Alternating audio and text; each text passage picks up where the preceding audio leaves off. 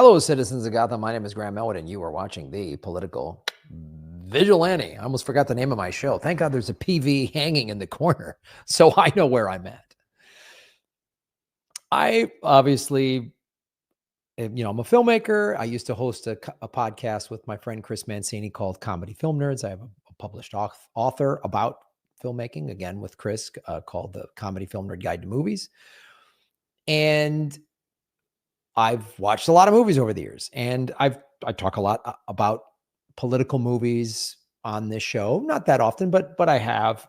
And there's a new trailer out for a film that's out called Civil War. And it is a kind of dystopian future. It's one of these movies that's set just a couple years in the future, and I don't know much about this movie other than the trailer, but it's depicting what a civil war on American soil would look like today. So I just wanted to show it, and we're going to talk about it a little bit. So here's the trailer. If you haven't watched it, this will be your first time watching it. 19 states have seceded. The United States Army ramps up activity. The White House issued warnings to the Western forces as well as the Florida Alliance. The future president assures the uprising will be dealt with swiftly. Let me know if you want to try anything out. Are you guys aware there's like a pretty huge civil war going on all across America? We just try to stay out.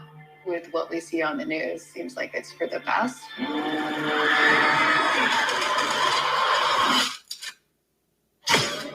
Citizens of America, the so-called Western forces of Texas and California have suffered a very great defeat at the hands of the United States military. Mr. President, do you regret the use of airstrikes against American citizens? We're moving to D.C. today. We need to go down there. They shoot journalists on sight in the Capitol. Every instinct in me says this is death. What if Every time I survived the war zone, I thought I was sending a warning home. Don't do this. But here we are. There's some kind of misunderstanding here. What? We're American, okay? Okay. What kind of American are you? You don't know?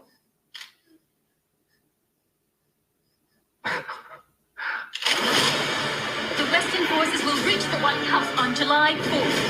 Oh my God. Get in the car! Get in the car!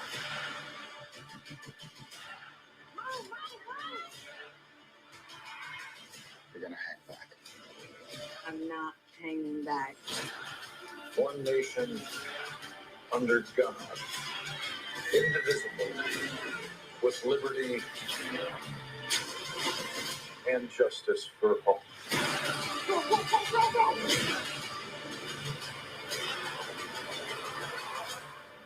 God bless America.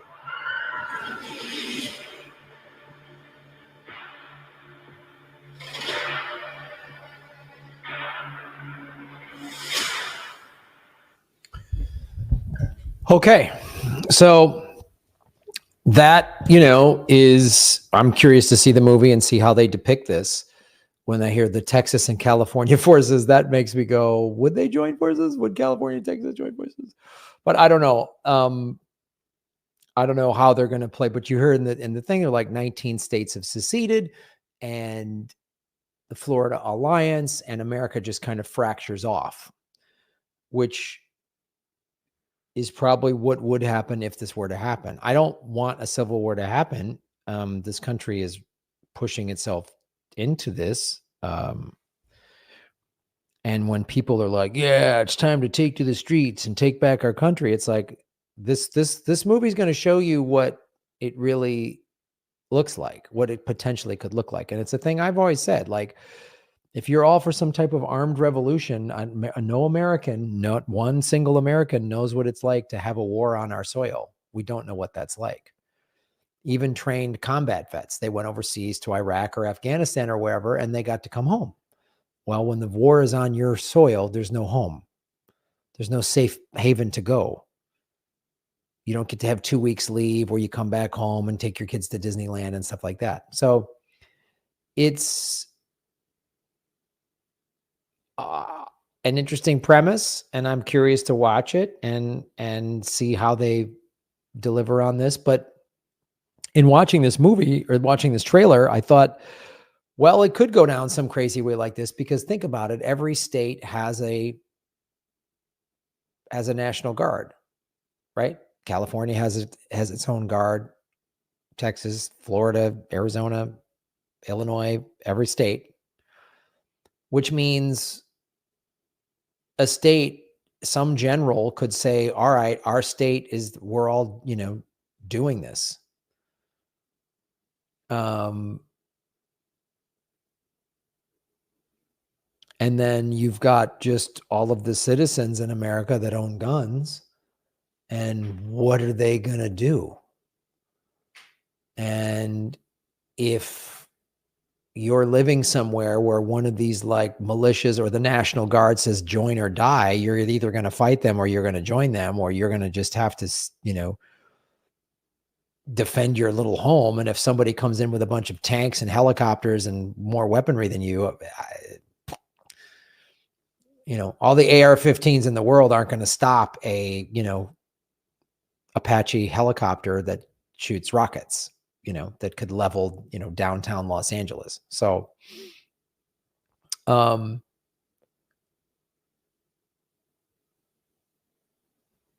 curious to see how this, but it's, well, and some people in the chat are saying, I would head to Canada. I would, well, this, look at Phil, and I'm curious to see how this movie executes this part of the story, right? Everyone would, there would be a certain percentage of Americans that are just like, I'm out of here. And they're going to either drive north or south. Well, there's a wall now in the southern border, thanks to Trump. And Mexico could easily go, nope, you ain't coming in here. Canada could do the same thing. Canada doesn't have a wall, but Canada could just line its military and police along the northern border and say, you're not coming in here. Some people would sneak through, some people would make it through. But if millions of people just started to go north or south, obviously, wherever you are geographically, it might be hard for us to get out.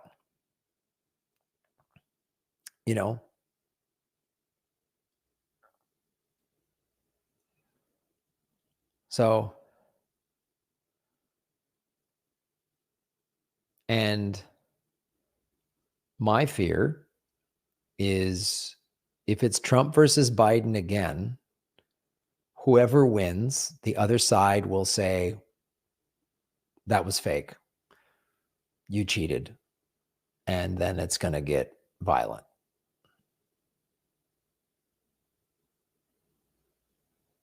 So, who knows what could happen? But I'm going to watch this movie and see, because obviously what the writer and the director and the filmmaker, it sounds like it was written and directed by the same person. They did is you do a lot of like, and this is good sort of future science fiction stuff, or I know this isn't science fiction, but just sort of a what if. You take current things that do exist and you say, what if this happened? How would it play out realistically? It sounds like is what this, just by watching that trailer, it looks like that's what the filmmaker is doing, is saying, what if this actually happens? And it's not outlandish considering, look what happened just 3 years ago in 2020. The quarantine, the shutdown, all the stuff from COVID, then all of the George Floyd riots, the Jacob Blake stuff. People were rioting in the streets. There was mass protests. Look what was happening in Portland and Seattle. Then look at what happened January 6th. So you really went from like May of 2020 to January 6th. You just had chaos.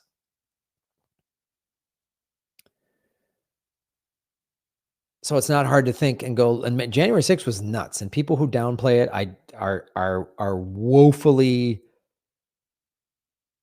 naive and have no sense of how history works. If you saw another country go to their capital, if you saw a bunch, 100, 200,000, whatever, 50, 60,000 Brits attack the Houses of Parliament with guns, you would go, uh-oh, England's in trouble. You'd go, ooh, if 60,000 Russians attack the Kremlin with guns, you'd go, ooh, Russia's collapsing. So imagine if January 6th kind of went nationwide and everyone just attacked every capital or whatever. And then there was just violence in the streets. And when there's chaos, there's going to be chaos.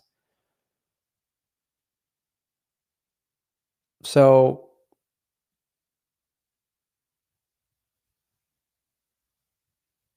I would suggest watching this movie. We'll talk more about it.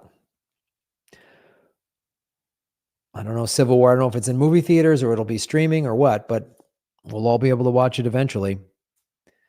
Support the show. You can support it below. We need to have these kind of discussions. America is, I've joked about it in my act, it's on the brink of civil war. So I don't want to see this happen because it'd be awful for everybody. It'd be awful for everybody. But they're all good actors in the movie. Follow the money, connect the dots, get the truth, and shave your knuckles for justice.